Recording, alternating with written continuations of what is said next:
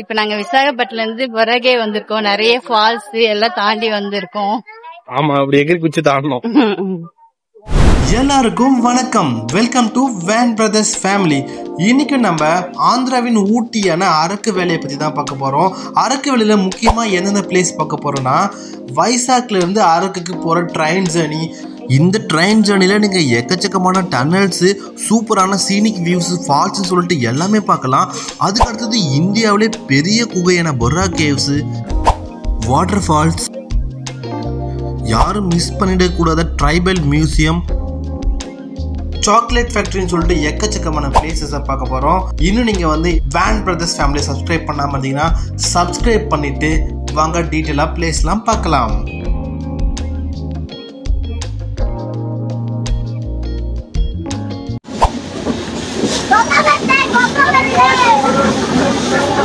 சென்னையிலேருந்து 14 hours travel பண்ணி வைசாக் போயிட்டு, வைசாக்லேருந்து அரக்குக்கு காலையில் 6:45க்கு ட்ரெயின் புக் பண்ணி அங்கேருந்து போயிட்டு இருந்தோம்.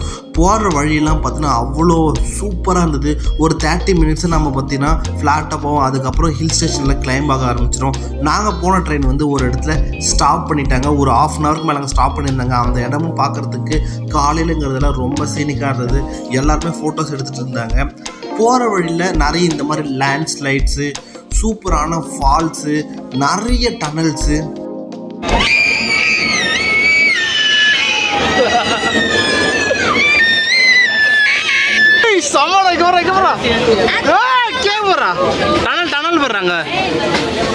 வைசாக்ல இருந்து நீங்க அரக்கு போய் ரீச் ஆகிறதுக்குள்ள ட்ரெயின் வந்து இந்த மாதிரி ஒரு 40 டனல்ஸ்க்கு மேல போகும்.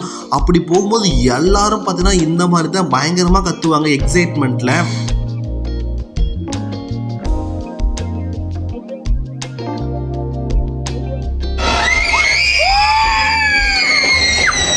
என்னோட பிளான் வந்து வைசாக்லேருந்து அரக்கு போயிட்டு அதுக்கப்புறம் பொர்ரா கேவ்ஸ் வர்றது. ஆனால் ட்ரெயினில் இருக்கிற ஒரு அண்ணன் என்ன சொன்னாங்க, நீ அங்கே போயிட்டீங்கன்னா திருப்பி நீங்கள் வர்றது வேஸ்ட்டு தான், அதனால் பொர்ரா கேவில் இறங்கி இங்கே பிளேஸ்லாம் பார்த்துட்டு டேரெக்டாக போனீங்கன்னா அது கரெக்டாக இருக்கும்னு சொல்லிட்டு நான் ரிட்டன் டைம் நைட்டு அரக்குலேருந்து நான் வைசாக்கு போட்டிருந்தேன்.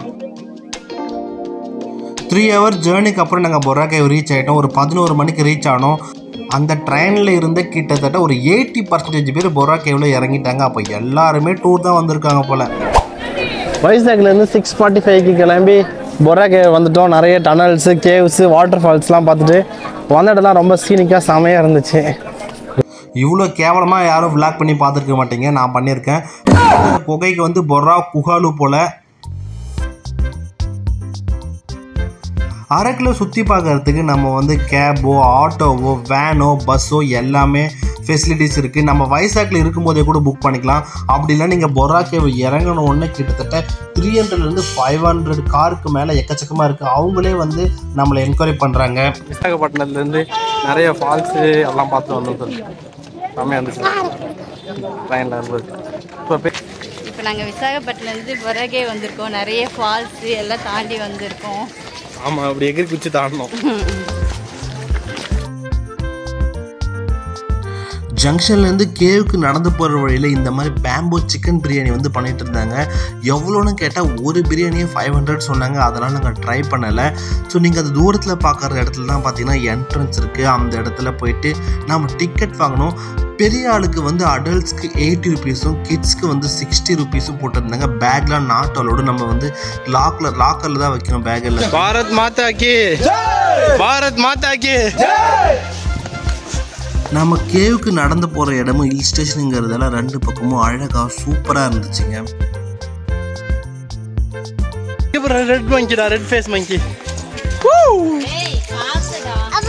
மங்கி மாதிரி பண்ணுறா. ஓகே ஓகே, சின்ன மங்கி. வா, பொரகே வந்துச்சுடா.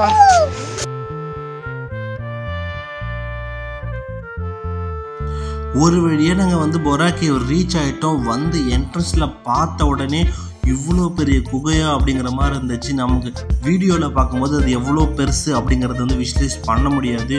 உள்ளே போய்கிட்டே இருக்கலாங்க, அவ்வளோ பெரிய குகை அது.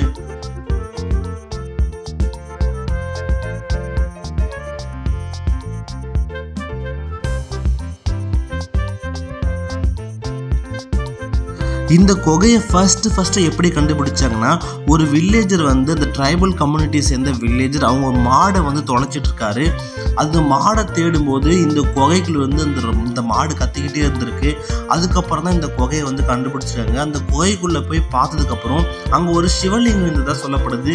இப்போவும் பார்த்தீங்கன்னா அந்த சிவலிங்கம் வந்து வச்சுருக்காங்க அந்த குகையில்.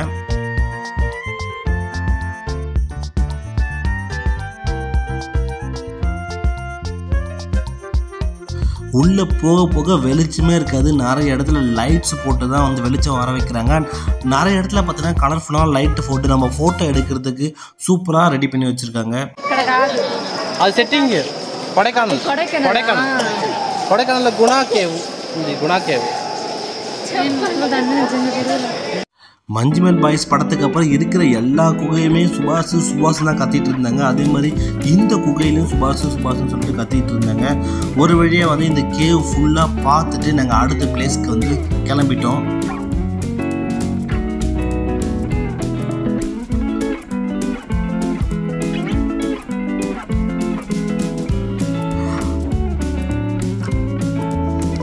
பொரா கேவ் பிளேஸ்லேயே லஞ்சு சாப்பிட்டு கிளம்பும் போதே மழை வர ஆரம்பிச்சிச்சு. நாங்கள் கேபை அங்கேயே பிக்கப் பண்ணிட்டோம். மழை வந்ததால் இன்னும் கிளைமேட் வந்து ரொம்ப சில்லாகிடுச்சு. வாட்டர் ஃபால்ஸ்க்கு போகிற வழியிலே பயங்கரமான டிராஃபிக் இருந்தது.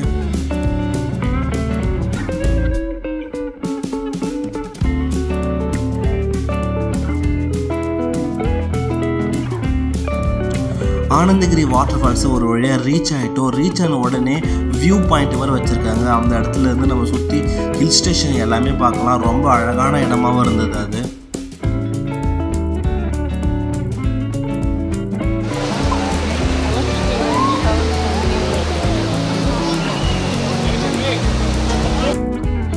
வியூ பாயிண்டில் இருந்து ஃபோட்டோ எடுத்துட்டு அதுக்கப்புறம் இறங்கி கீழே வாட்டர் ஃபால்ஸ் பார்க்குறதுக்கு கீழே போனோம்.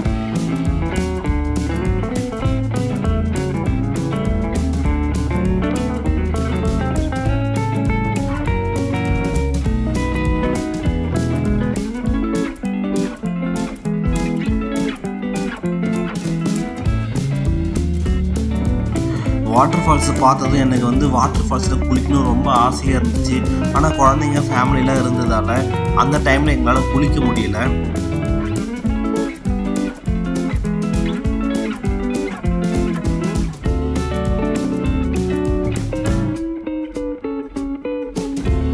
வாட்டர் ஃபால்ஸ் முடிச்சுட்டு அடுத்த பிளேஸுக்கு போகிற வழியில் டீ குடிக்கலான்னு சொல்லிட்டு நிறுத்தணும். ஆனால் அந்த இடத்துல பார்த்தீங்கன்னா காஃபி தூள், மூலிகை ஐட்டம், பிரியாணி ஐட்டம்லாம் விற்றாங்க. அதையும் கொஞ்சம் பர்ச்சேஸ் பண்ணோம்.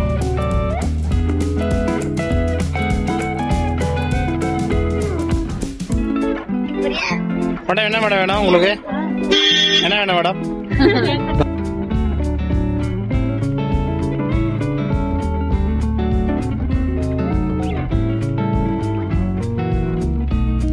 அடுத்ததாக காளிகுண்டா வியூ பாயிண்ட்டுக்கு வந்தோம். காளிகுண்டா வியூ பாயிண்டில் நிறைய ஹில்ஸ் வந்து பார்த்திங்கன்னா அப்படியே பேரெல்லாம் பின்னாடி போயிட்டுருக்கோம். அந்த மாதிரி ஒரு சூப்பரான வியூ இருந்துச்சு. அந்த இடத்துல இருந்து அந்த வியூஸ் எல்லாம் பார்த்து ரசிச்சுட்டு அங்கேயே நாங்கள் எல்லாம் ஃபோட்டோ எடுத்தோம்.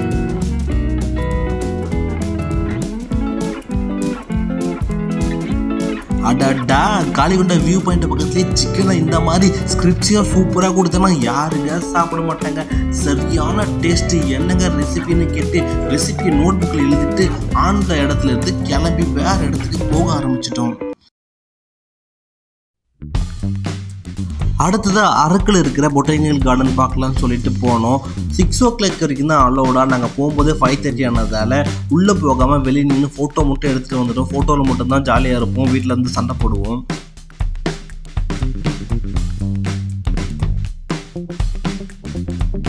அடுத்ததாக அரக்கில் இருக்கிற சாக்லேட் ஃபேக்ட்ரிக்கு வந்தோம். இந்த சாக்லேட் ஃபேக்ட்ரிக்கு போகலாமா வேணாமான்னு சொல்லிட்டு என் மைண்டில் ஓடிட்டே இருந்துச்சு. ஆனால் கண்டிப்பாக வந்து மிஸ் பண்ணாமல் உள்ளே போய் பாருங்கள். ஏன்னா அந்த அளவுக்கு சூப்பராக கலர்ஃபுல்லாக சாக்லேட் ஃபேக்ட்ரிக்குள்ளே எப்படி சாக்லேட் வந்து தயாரிக்கிறாங்க, அந்த சாக்லேட் ஜீரோலேருந்து இருக்க சாக்லேட் கொட்டை, சாக்லேட் மரம், அந்த சாக்லேட்டோட இன்க்ரீடியன்ஸ் வளர்கிற மரம் எப்படி இருக்குன்னு சொல்லிட்டு எல்லாமே பார்த்தீங்கன்னா பொம்மை வடிவில் செஞ்சு வச்சுருக்காங்க. அது மட்டும் இல்லாமல் இன்னுமே அங்கே வந்து சாக்லேட்ஸ் மேனுஃபேக்சர் பண்ணிட்டு இருக்காங்க. சாக்லேட் மேனுஃபேக்சர் பண்ற இடத்துக்கு போற வழியில 2 பக்கமும் பார்த்தீங்கன்னா கிட்ஸ் விளையாடக்கூடிய இடத்த வச்சிருக்காங்க.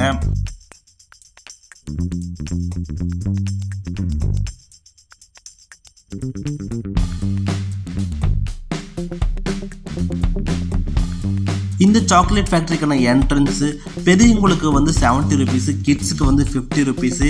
ஆனால் வந்து சாக்லேட் ஒரு சாக்லேட் வந்து எல்லாருக்கும் ஃப்ரீயாக கொடுக்குறாங்க அந்த டிக்கெட் மூலயமா.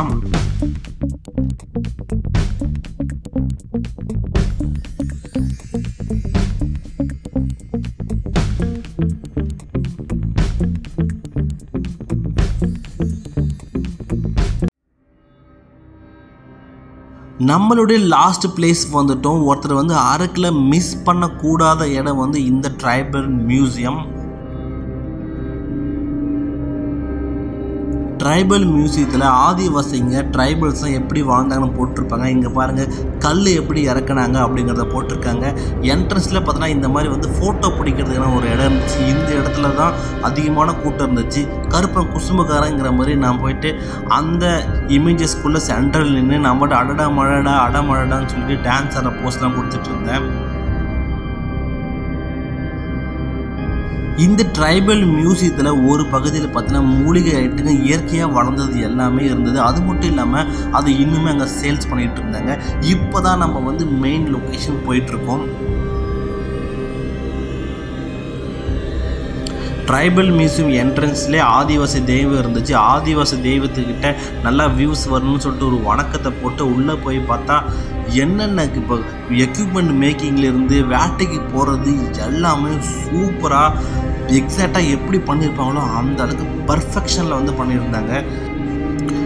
வேட்டையாடுதல் இங்கே பாருங்கள், மானை எப்படி வேட்டையாடி கொண்டு போகிறாங்கன்னு. நாய் கூட இருக்குது. பஃபலோ கொம்பு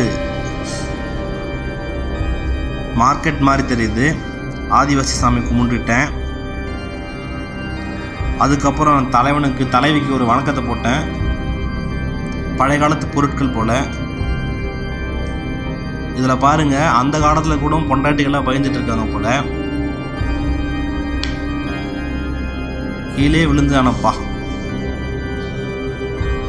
ஸோ இது பார்த்தா ஏதோ ஒரு தெரு மாதிரி தெரியுது.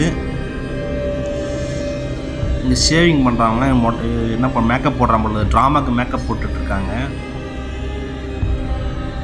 Drama practice. இங்கே வந்து நைட் டான்ஸ் போல், கேம்ப் ஃபயர் டான்ஸ். ஆதிவாசி கடவுள் கல்யாணம். மார்க்கெட் பிளேஸ், பழங்கள்லாம் விற்கிறாங்க. விவசாயி.